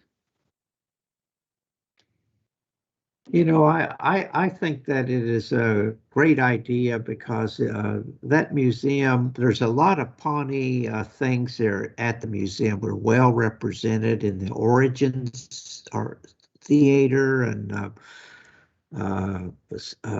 several of the interactive exhibits. It's just something for which all of our employees and all of our Pawnee people could be very proud to have such a prominent role in that. Wonderful. It's a world-class museum. I urge everyone on the council who hasn't been able to visit it yet to go there. So it's good that this opportunity is being made available for our employees because it is a source of pride. It's a source of Pawnee identity. And it's also a good way for us to give an expression of our thanks and gratitude for our hardworking employees, you know. And so I don't have a vote in this matter, but I certainly support it. Any other comments on this? Okay. I'll make a motion to approve. Thank you. Is there I'll a second? Thank you, Dr. Evans, for your second. Any further discussion? Hearing none. Mr. Secretary, if you'll call for the vote on the motion, please. Jordan Canuho. Yes. George Gardner, PS. Carol Chapman. Yes. Cynthia Butler. Yes. Donna Hare. Yes. Gene Evans. Yes. Thank you, Council. Motion carries. Next item up on new business is approval to amend Resolution 2186 regarding the Pawnee Nation District Court Prosecutor. And this would be to appoint Hillary McKinney to the prosecutor position in our district court. And she is a very qualified applicant for this position, in my view. She is a former prosecutor for both the Choctaw and Chickasaw nations. And is a TU law graduate, brings more than adequate experience to this position. And so I for one, commend her to the position for the prosecuting attorney for us. And are there any other questions on this, folks? I know we had an awful lot of very good applicants for our judicial appointments that were made, and she is certainly among them.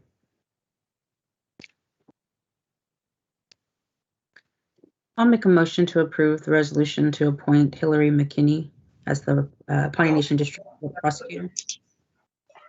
Thank you for that motion. I second. Is there, thank you for the second, Councilwoman Hare. Any further discussion on the motion, folks? Hearing none, call for the vote, please. Jordan Canuho, Yes. George Garner, yes. Carol Chapman, Yes. Cynthia Butler, Yes. Donna Hare, Aho, yes. Gene Evans. Yes. Thank you, council. Motion carries. So this brings us to the executive session. And may I have I guess, a motion now to go into executive session? Is that our procedure, Cynthia, Donna? Yes. I'll make a motion to go into executive session. And I will second. Thank you, ladies. Mr. Secretary, call for the vote, sir. Jordan Canuho, Yes. George Garner, yes. Carol Chapman, Yes. Cynthia Butler, Yes. Donna Hare, Aho, yes. Thank Gene you. Evans. Oh, Yes. thank you, council. Motion carries. And let me just see here. As we go into executive session, could I invite our executive director, Brian Kirk, to join us? Is that at least for part, if not all, of our discussion? I think that would be helpful to us. So with that, Brian, if you could hang tough with us, and Jamie and Sky, if you could turn off the recording, we'll proceed into executive session. Thank you.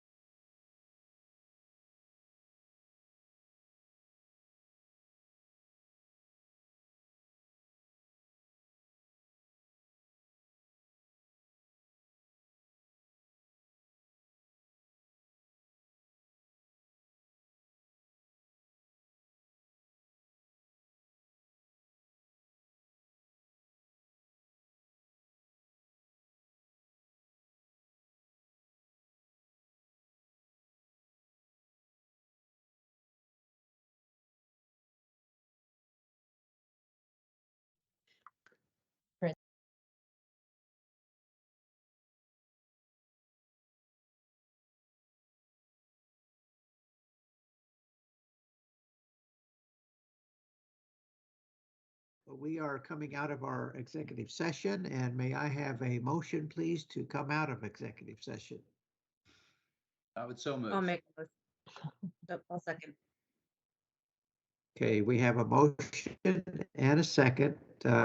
Motion made by Dr. Evans, a second by Cynthia Butler. Secretary Chapman, if you could call the roll, please, because our Secretary Gardapi has been excused. He's on travel status, and so Carol will be serving in his stead. Okay. All right. Vice President Canuho, Yes. Bill Chapman, here. Cynthia Butler, Yes.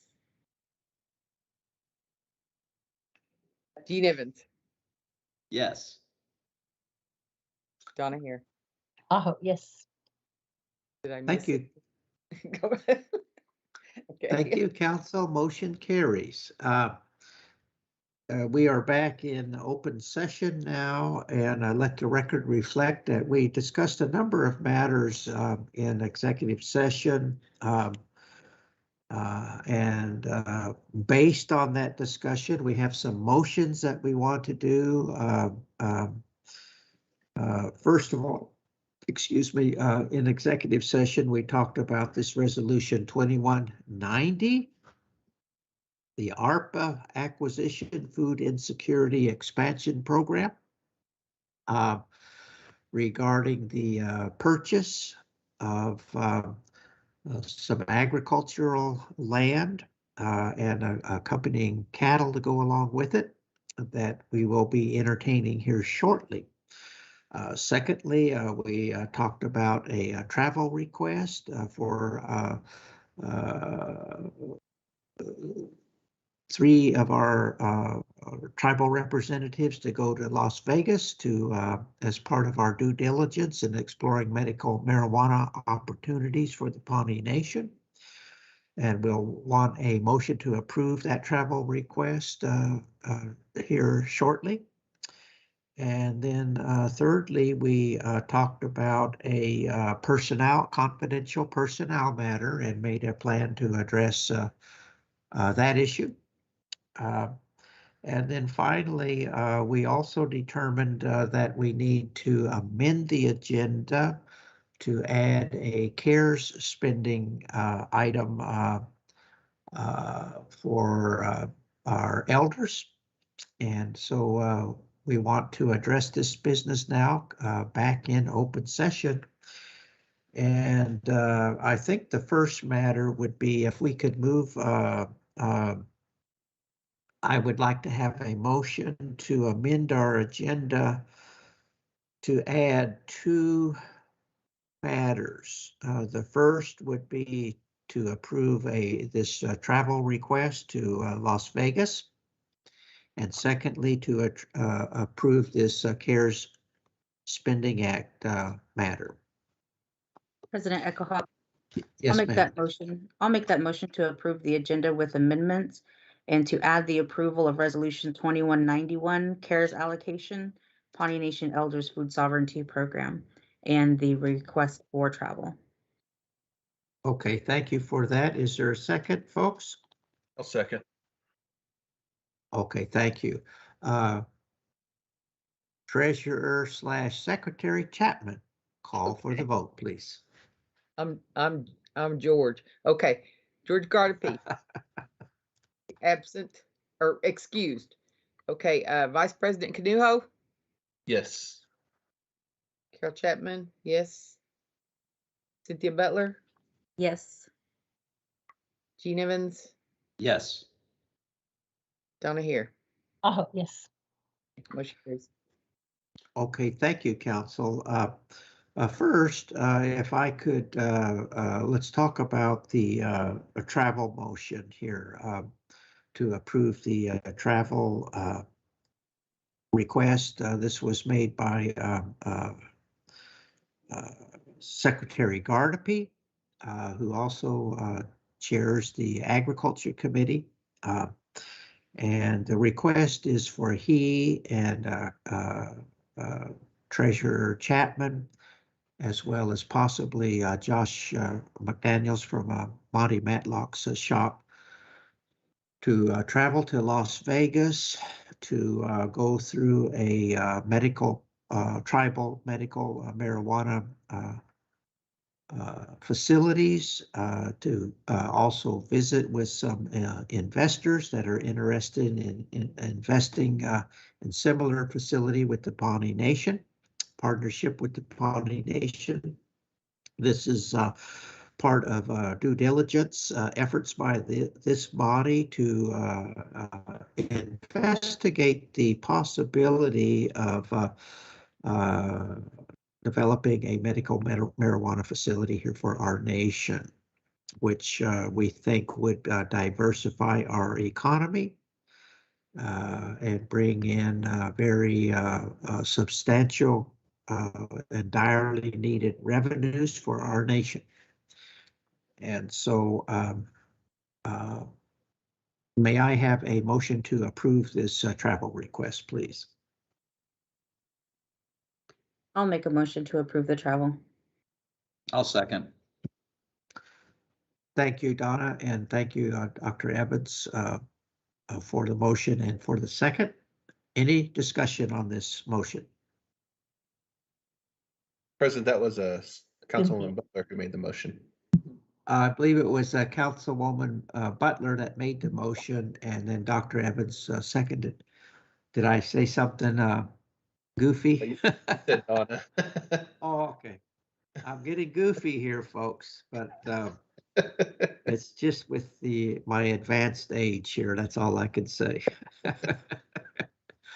Okay, so let the record be corrected, and I stand corrected. Any further discussion on this motion? Call for the vote. This motion, I'm sorry, this motion will be with the suggested changes to the resolution as well, right? Oh, no, this is the travel motion? Oh, this is the travel. Okay, never mind. Yeah, okay. This is travel motion. Sorry. I'm ready to go too, guys. I'm not sure I could hear. Was there some tinkling there? Okay, we're starting to get worn out here, folks, but that's good. It's all good. Okay, any further discussion on this motion to travel to Las Vegas and back next week? The time-sensitive matter.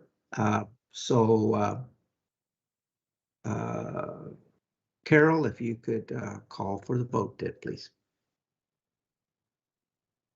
Oh, you're on mute. You're on mute, Carol. Time to go, guys. My age. It's my age. Yeah. Okay. George Gardepy. Okay. Excused. Vice President Canuho. Yes. Carol Chapman. Yes. Cynthia Butler. Yes. Dr. Jean Evans. Yes. Donna here. Oh, yes. All right. Motion carries. Thank you, Council. Motion carries. The next item, let's take the CARES allocation motion on that. And next, and Cynthia, if I could ask if you could present on that, please. Yes. So this went before the COVID committee, the COVID committee. And it was one of the requests, and we learned that in the COVID committee that there were some funds that we still have through CARES. So we created this program last year for the elders. It was the Elders Food Sovereignty Program. It's for elders 65 years of age and older. And the cutoff date will be November 31st for those ages. So we have 508 Pawnee Nation tribal elders, and so we're requesting for funds for Thanksgiving for an immediate a check of $100 for each of those elders, in the amount, I think it was $5,800 or $50,800. And Jamie has sent you guys the resolution, and That's where the COVID committee had suggested that the funds come out of, and then we'll figure out something for Christmas through that program as well. Thank you for that. Council, are there any questions or concerns, comments on this motion? I guess, President, for me, the only comment I would have is just to follow up with this as far as executing this to make sure that we get this to the elders in time for Thanksgiving, hopefully maybe the week of, what would I look at? The week of the 15th. I mean, even the weekend of the 20th or the week of the 22nd, but at least just getting it there in time. I know the Postal Service and everything else is, slow and everything else in that sense. I'm not saying it's bad. I just want to make sure that it gets to them in time. You know what I mean? So that's the only thing is after we vote and then approve and everything else, that everything's good on finances side to get it out the door in timely manner. Excellent. That's a wonderful comment, and I agree with you entirely. And our executive director is with us, Brian. If you'll make a special note that we want to get this into the mail as soon as we're humanly possible before Thanksgiving. I take it this will, of course, this is an administrative implementation matter.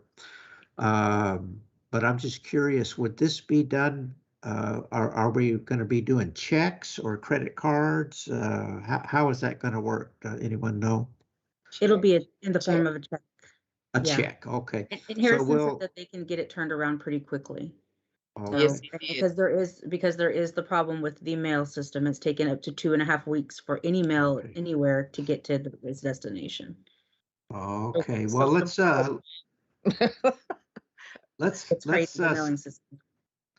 see if we can't fast track this, Brian. If you could look into that and get it fast tracked. It is, I think, a time sensitive thing, but it would be of great service to our elders to assist them with their holiday.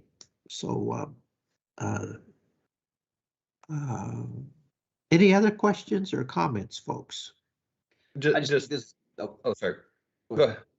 Okay, I'm just going to say that I just think this is fantastic and just a great thought, and that I would sure want to move that we go ahead with this resolution for this CARES allocation for our elders. Excellent. I'll second.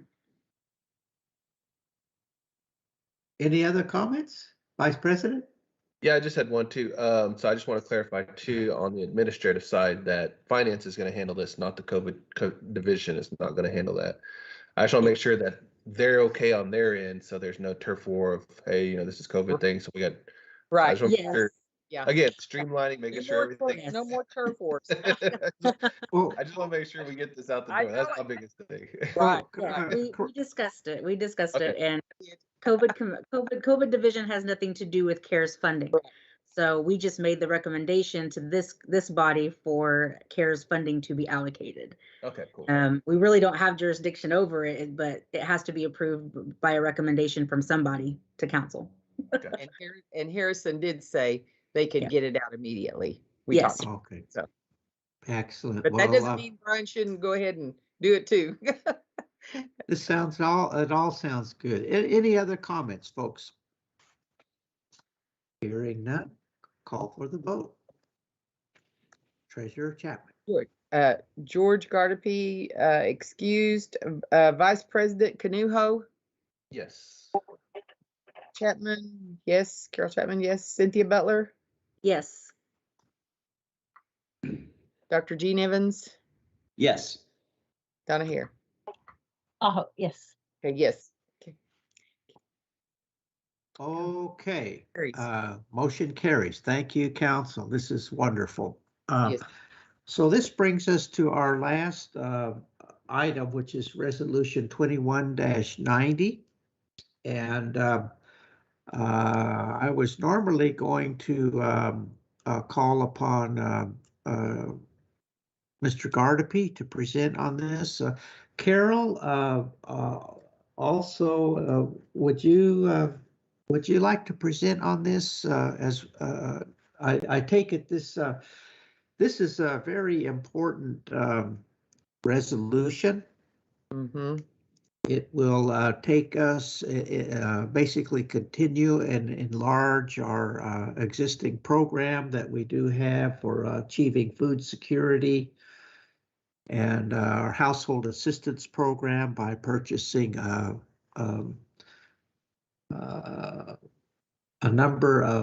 large number of acres, 1,120 acres near Merrimack, Oklahoma, a prime cattle pasture, and the price of this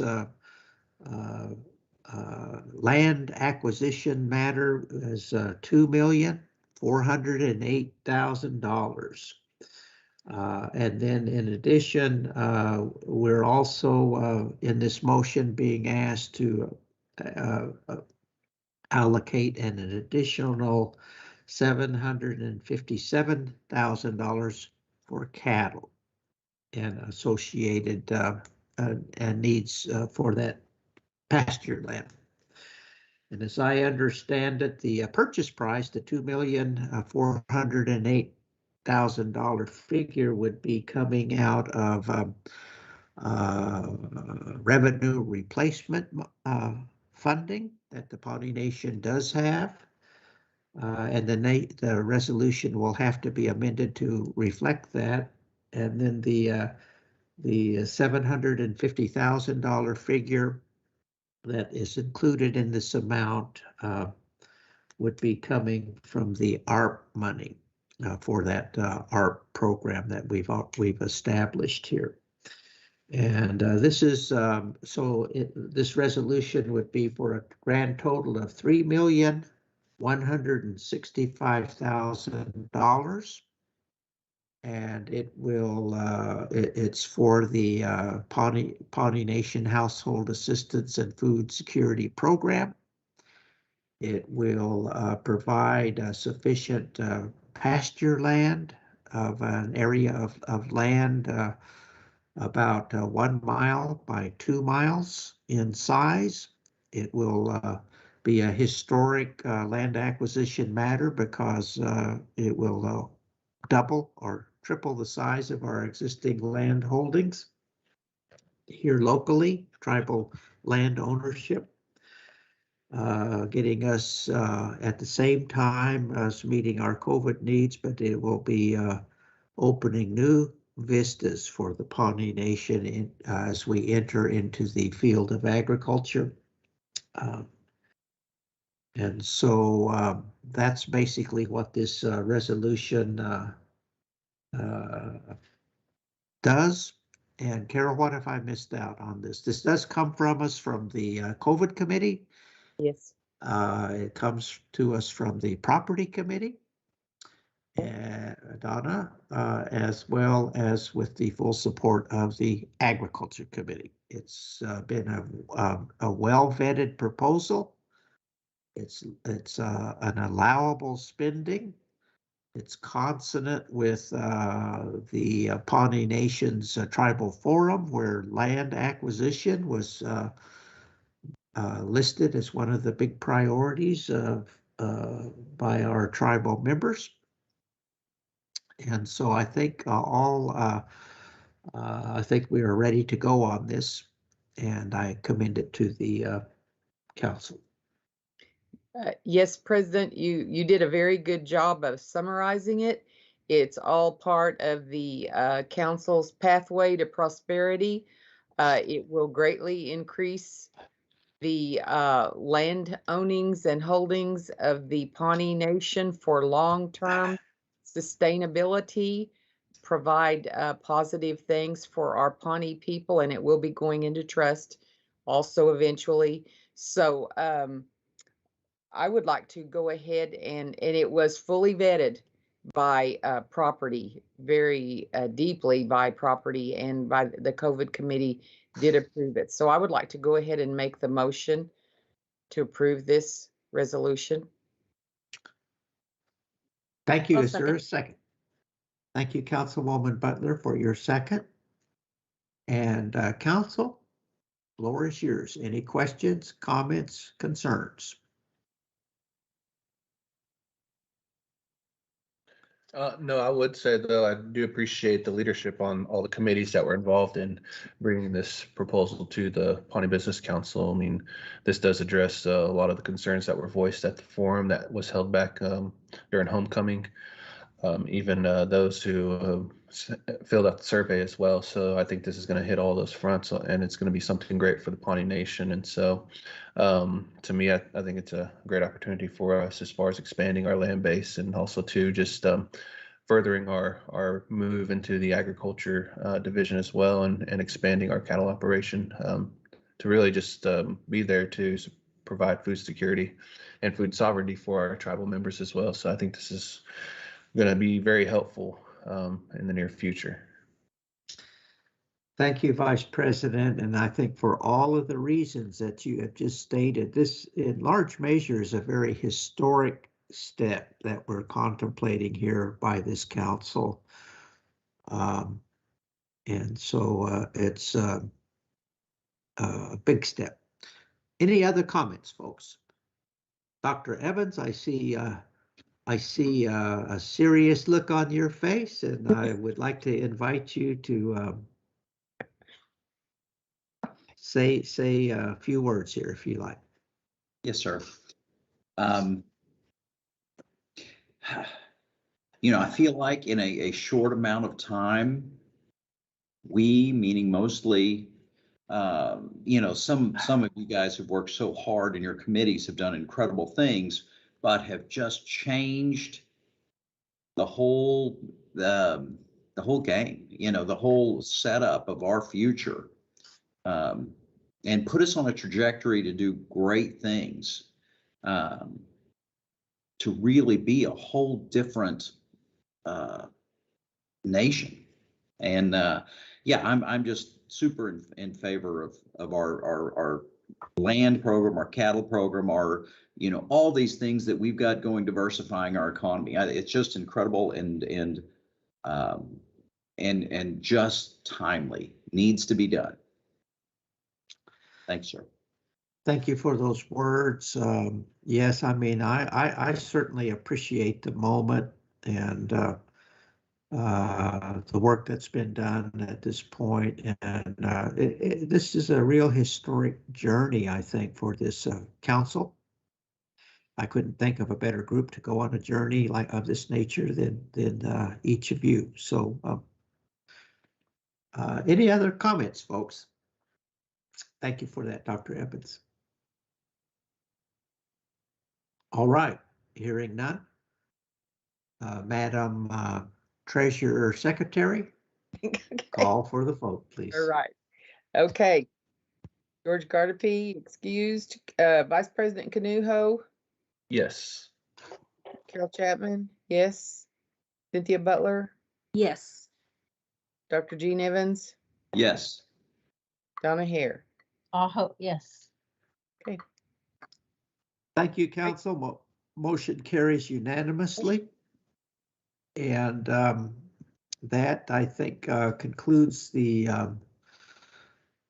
business that we have, and brings us to setting the next meeting date. And it's certainly been a illuminating meeting for me to hear all of these reports and the work that everyone is doing to address these big issues that we've done today. And so I thank everyone for that. I'm trying to figure out what our next meeting date would be. I don't think we have anything scheduled at the current time. I just wanted to pose a few ideas here to you, Council. I know that one thing that we wanted to do was to have a joint meeting with the Chiefs Council, the Sherrill Council, so we could get their input about how we can help them discharge their constitutional review powers in the work that we do. And we could possibly schedule a meeting that would be a joint meeting with the Chiefs Council to take care of that discussion with them. And is one thought that I had. And then another thought I had, maybe someone else can help me on that, would be a time-sensitive matter. I don't know, is Reva here? Brian, is Reva with us? We have a possible time-sensitive matter coming from the museum committee. They're coming up with a proposal that for I think $100,000 to hire a full-time museum staff person to assist them with their work. And I don't know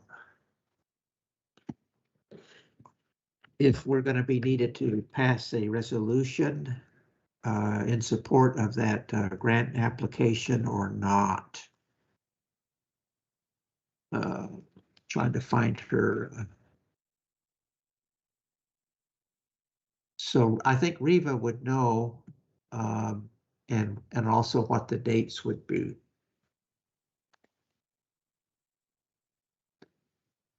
I think the date that that proposal is due is, oh God.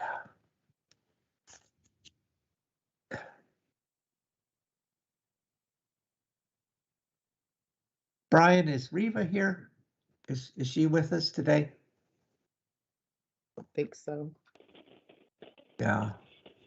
I don't see her on the. Yeah, okay. No, I don't see her on the.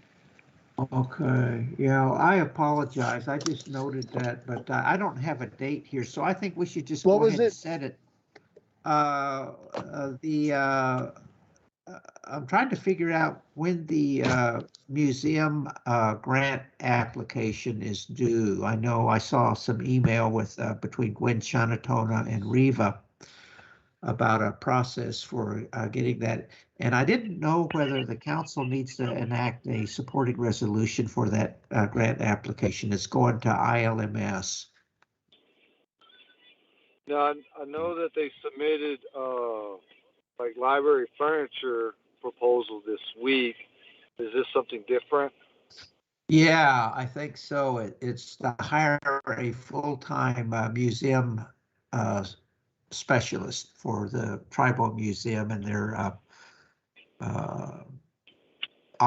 museum operations and the work of the committee. Right now they have, it's just a committee, they don't have any staff people. I don't see how we've had a museum all this time without a warm body. And we want to enlarge, build a new museum, and so this is a step in that direction too. On the notice of funding, it says the deadline's November 15th. We have a planning committee meeting November 9th to review their submittal. Oh, okay. Okay. So does anyone know offhand whether we're going to need to pass a resolution? I guess that's what I'm trying to get in terms of meeting next. From what I read, it didn't look like there was a required resolution, but I'm waiting on the actual proposal from the museum board to see if we actually need one. Okay. Yeah. So and I'm sorry, pardon me again. Now, when did you say it was due, Jordan? November 15th. Yeah. So conceivably, I guess we would need to meet on the 12th if they needed one, but I don't know. But you're meeting on the 9th with them. Is that right? The property, the planning committee? Correct. The 9th at 10. Okay. Okay. So if it turns out that you're gonna need a resolution from this body, why we could conceivably take care of it that Friday if need be. So I don't know which would what be you fine. guys want to do. I think that meeting there could be a quick, 30-minute meeting anyways, kind of like what we did that last meeting where we passed for I think it was for the funding to build that parking lot for the behavioral health facility. It was just a quick 30-minute meeting, so Yeah. I didn't tell too long. President Egelhart. Yes, ma'am. COVID committee does have some things that need to come back to this body for corrections on some resolutions and stuff. So we would like to get on whatever agenda we have next. We have a few of them. Okay, by all means. And also the governing documents is going to be bringing forth a resolution for the Constitution Convention. So it might not just be a 30-minute meeting because I have a bunch of stuff I'd like to submit. Yeah, and then we also have that pending legislation that. Yes, and we want to get that on the next agenda as well. Yes. On November the 17th is our scheduled budget meeting. And there's usually a follow-up on that too, isn't there, Carol? So I would, let me just throw this out, possibly a meeting, our next meeting, either the 18th or 19th, with the caveat that we might have to call a real quick special meeting on the museum proposal if that becomes a need. Good. Could we have it sooner? Because some of those COVID things depend on our wording for extra duty pay. And I forget what the other one was because those employees want to get their payment. Okay, well, so when would you suggest, Cynthia, when you say earlier, what's your recommendation? I'm at your disposal. You guys, I know you guys will be out on the 12th now, so that Friday wouldn't work unless you guys are gonna call in while you're on travel. But maybe the 10th. We can't do the 10th. That's the event. In the evening time, the event ends at what, 4? Yeah. Yeah, it's over at, it'll probably be over by 5, I think, because I think they're continuing to enlarge the agenda. But yeah, that evening would possibly work if you needed to move it up that quick. I know we're closed on the 11th, which is Veterans Day. The 15th? Is that too late? I can't on the 15th. I can't on the 15th. I have governing docs and we're getting into this Constitution Convention stuff and we really need our work time. We can't do the 16th because that's our strategic planning. Remember? But that's at 9 a.m. to 5 or 4.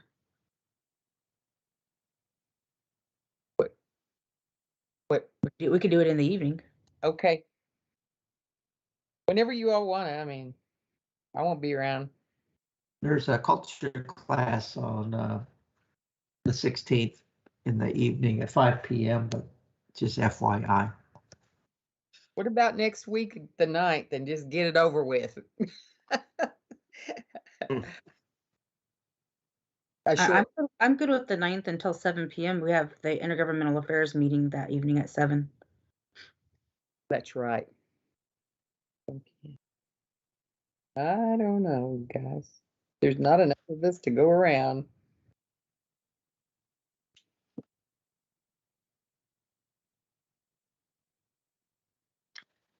Can we do it in the day on the 9th, noon hour?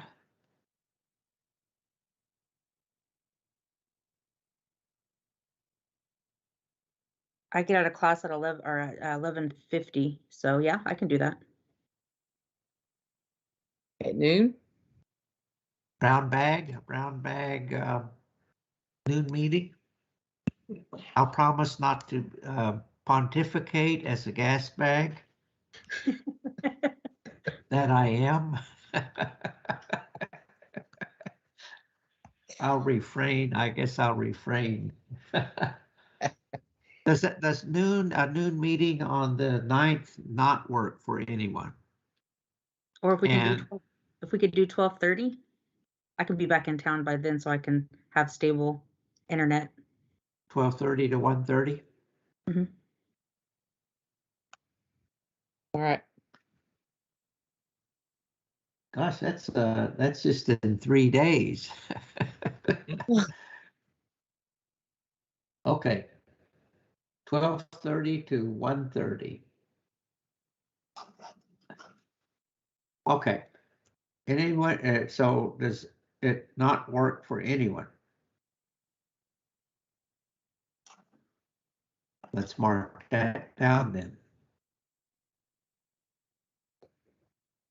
November 9th from 12:30 to 1:30.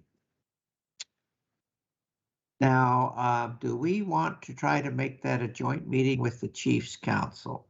That's a question I have for you. I could see if Jamie could reach out to Pat Leading Fox and see if that might work for them. Does that, or do you want to do that at a separate time? Is that a standalone kind of a meeting? Or otherwise, we could put them in on the top of the agenda just to discuss that one issue with them, and then they could be dismissed afterwards if you like. I would probably prefer do that on a separate meeting just because of the turnaround time. I mean, that's next Tuesday. I don't know. Yeah, it is quick. It's quick notice for them. Most of them work anyway, you know. So that might have to be an evening meeting, their convenience, you know. Okay, well, sounds good. Then on that meeting too, President, I don't know. I think they've been meeting in person, the Nashar Council. So that, to me, if we're going to do a joint meeting, I would suggest for our council to be in person with them as well. That would just be my recommendation. That's something we can talk about offline. Yeah. Okay, yeah, that would be nice. That would be nice. Maybe we could do that in the roundhouse or something. Or yeah. Okay, well, I think we have our meeting date for next week then. And if that's the case, the next and last item is the adjournment. Clock on the wall. President Echo